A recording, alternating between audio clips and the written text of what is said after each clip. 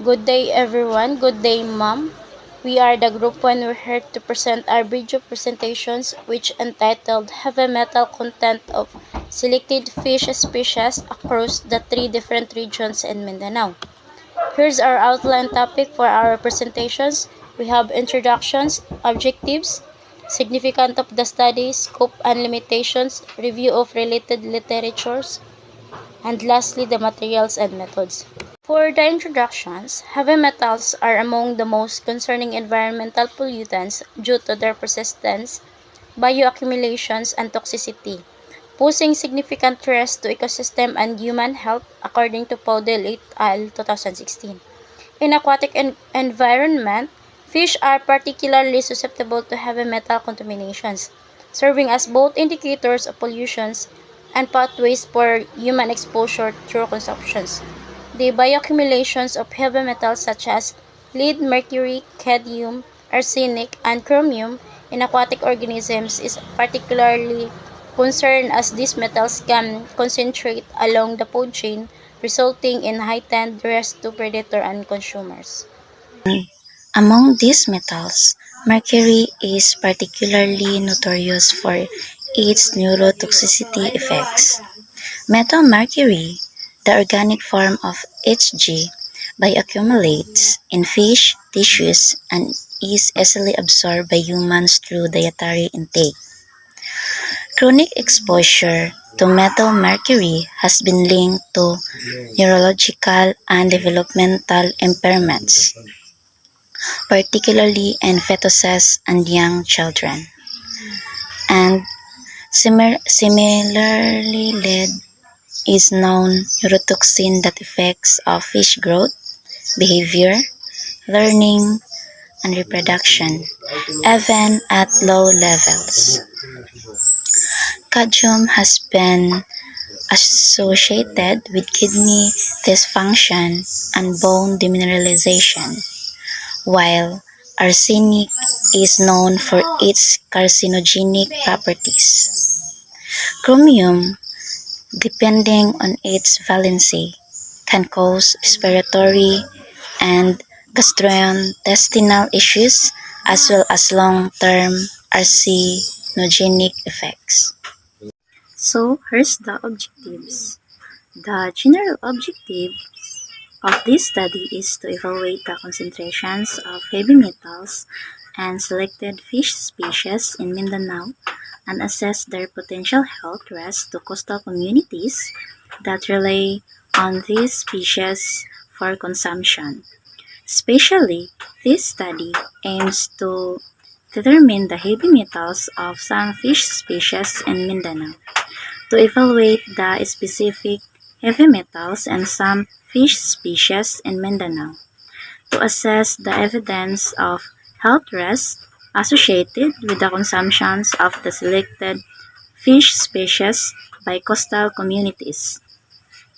And the significance of the study, this study aims to provide scientific information on the significance contribution to determine the heavy metal concentrations of the specific species in Mindanao, such as Sardinella, big ice cod, and ballet tuna.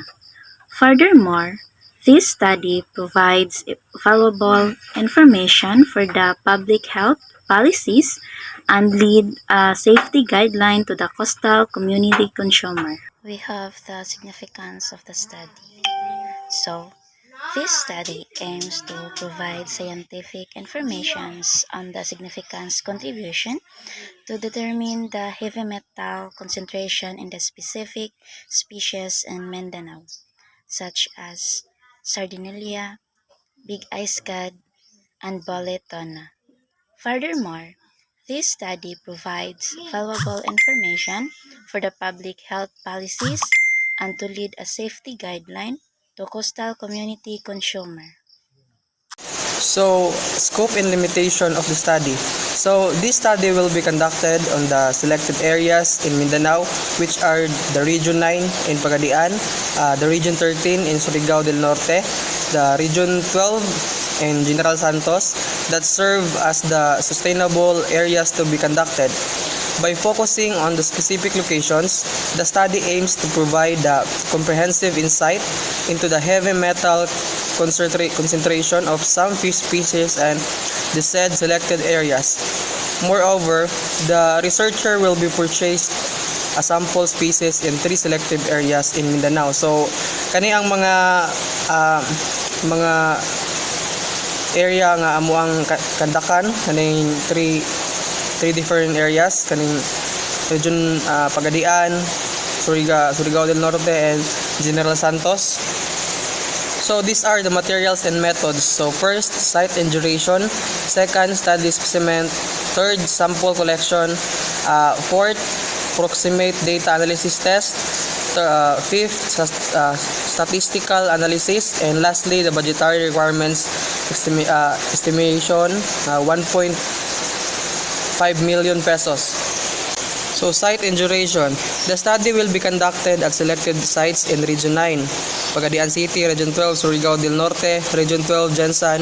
So the selected sites are suitable for the assessing heavy metal on the said selected areas in Mindanao because of the mining corporation on the location that one of the cost of having heavy metals consumed by a with 12 months period. So as you can see, naami ka nang gi-highlight nga kuan dira part. So dira mi mag-conduct, magkulik og data kanang red. So mora. Study specimen. The researcher will collect the fish samples on the 3 selected areas in Mindanao, which are Region 9, Pagadian City, Region 13, Surigao del Norte, Region 12, Jensan, that are suitable for the assessing the heavy metal of some species in the said areas because of their natural environment, which also have a high heavy metal because of mining corporation in each area. So, mga specimen kay makuha siya sa Region 9, Pagadian City, Region 13, Surigao del Norte, and Region 12, Jensan. Sample collection. The researcher will collect various fish species samples from selected areas in Mindanao to determine the heavy metal concentration present in their bodies. Proximate data analysis test. The researcher intends to use proximate data analysis to determine the composition of heavy metals, some fish species from 3 different areas in Mindanao. Statistical analysis, all obtained data collected will be analyzed using the PEST or Past for Windows Software version 4.03. So that is for a statistical analysis. And then the study also wants to compare the obtained data in different months. So the approximate data analysis will determine the heavy metal concentration on some fish species from 3 different areas in Mindanao. And so for the budgetary requirements, for the personal cost, which is 30% of total budget, so makabatsag 450,000 pesos. And then pinakauna is principal investigator or researcher, so nasa budget nga 150,000 pesos. And for the field assistant, which is tulo siya ka assistants, so 150,000 pesos ang budget, and then 50,000 pesos each siya. And then sa laboratory technicians, nasa 120,000 pesos. So kibali duha ka technicians, which is 60,000 each. And then sa data analyst, nasa 30,000 pesos nga budget. And so for the field data collection, which is 20% of total budget, so makabot siya 300,000 pesos. So ang pinakauna is ang travel and transportation, which is 100,000 pesos. So kini siya is for visits to selected sites in Mindanao. And then sa sample collection materials, which is collars, containers, o uban pa. So mukabot sa 50,000 pesos. And then sa field equipment, which is GPS, sample bags, so mukabot sa 30,000 pesos. And then for the accommodation and meals for field teams, mukabot sa 100,000 pesos. So 4 people over several trips, so kibali upat ka tao. So and then for the laboratory analysis and testing, which is 25% of total budget, So makabot sa 375,000 pesos. So pinakauna is ang chemical analysis, which is heavy metals testing. So maabot siya 250,000 pesos. So that is for testing fish species for PB, HG, CD, AS, CR, and then etc. And then sunod is laboratory supplies. So we have reagents, equipment. So makabot sa 50,000 pesos. And then for laboratory technician fees, so for analysis and testing, so makabot yun siya 75,000 pesos. And then ikaupat is statistical analysis and software. So ang budgetan is 5% of total budget. So makabot siya 75,000 pesos. So sa software, ang pinakauna is ang software licenses. So ang PAST statistical tools, which is 25,000 PHP. And then for the data analysis and reporting, so makabot siya 50,000 pesos. So kana siya is for outsourcing or additional personnel cost. And then ikalima is what we have, public and community outreach, which is 10% of total budget. So makabot siya 150,000 pesos. So ang pinakauna is public health campaign. So post-study dissemination. So mo kaabot gid siya 50,000 pesos. And then community workshops, informational materials, stakeholder engagement. So meetings and then consultations, makabot sa 50,000 pesos. So safety guidelines publication, 50,000 pesos. So that is for cost for printing and distributing safety guidelines. And then what we have, number 6 is administrative and miscellaneous cost, which is 10% of total budget.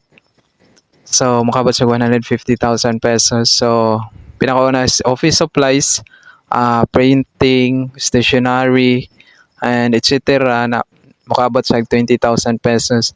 And then for project management and overheads, na siya budget na 100,000 pesos. So that is for management costs and then communications and then etc.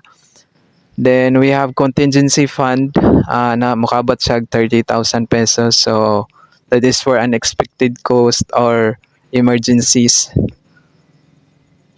And then last is miscellaneous and contingencies. So makabot sa 5% of total budget. So nara siya sa 75,000 pesos. So that is for emergency or unforeseen cost, na banabala sa 75,000 pesos. So this is our time frame of our project proposal. So for the first month, we're going to finalize our research design, our methodology, and our project approval, and then recruit the trained personnel and procure sampling and lab equipment. So for the second month, we're now going to conduct our sampling in Region 9, which is Pagadian City, then begin processing samples and preliminary testing, then set up our laboratory for heavy metals analysis. For our third month, we're going to conduct sampling in Region 13, which is in Surigao del Norte, then continue sample analysis from our previous round, then start our preliminary data entry and analysis. So for the fourth month, we're going to conduct sampling in Region 12, which is in General Santos City, and ongoing laboratory analysis of samples, then evaluate our preliminary results. So for the fifth month, we're going to conduct sampling in Region 9 again, which is in Pagadian City, then analyze the heavy metal concentrations in collected samples. So we're going to continue the data entry and statistical modeling. So in the sixth month, we're going to conduct sampling again in Region 13, which is in Surigao del Norte, and analyze and record results of ongoing samples. Then we're going to prepare our interim report. So for the seventh month, we're going to conduct sampling again in Region 12, which is in General Santos City, then refine and validate our laboratory analysis results, then continue risk assessment and health impact evaluations. So for the eighth month, we're going to conduct sampling again in Region 9, which is in Pagadian City, then the comprehensive heavy metal analysis for all samples collected to date. then draft our preliminary report on findings. So for the 9th month, we're going to conduct sampling again in Region 13, which is in Surigao del Norte. Then we're going to finalize data sets and conduct advanced statistical modeling, then continue health risk assessment. So for the 10th month, we're going to conduct sampling again in Region 12, which is in General Santos City. Then we're going to draft final interpretations and conclusions based on our cumulative data, then start preparing final recommendations. Then in 11th month, we're going to conduct sampling in all 3 different regions in Mindanao if additional data is needed for validation. And then we're going to begin our community outreach activities, which is workshops, awareness, and etc.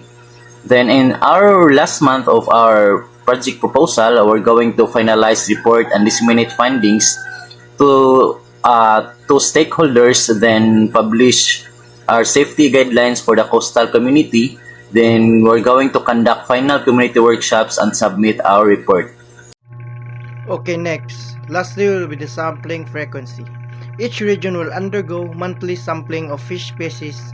The data collection will be carried out throughout the 12-month period to ensure a thorough examination of the heavy metal concentrations or overlap of sampling and analysis. While the sampling occurs monthly, the laboratory analysis will be staggered to avoid backlogs. Each month, sample will undergo testing and analysis, ensuring continuous data flow. So every month siya need mag-analysis para ang sampling is precise. Then time allocation. The time allocation is schedule assumes that each region will be visited once per month. The sampling duration may be adjusted depending on field conditions, for example, weather, access to sites, and etc. Thank you and thanks for your commitment and strong work ethic. We know next year will be even better than the last. We look forward to working together as a group. That's all for our effort, ma'am. Thank you.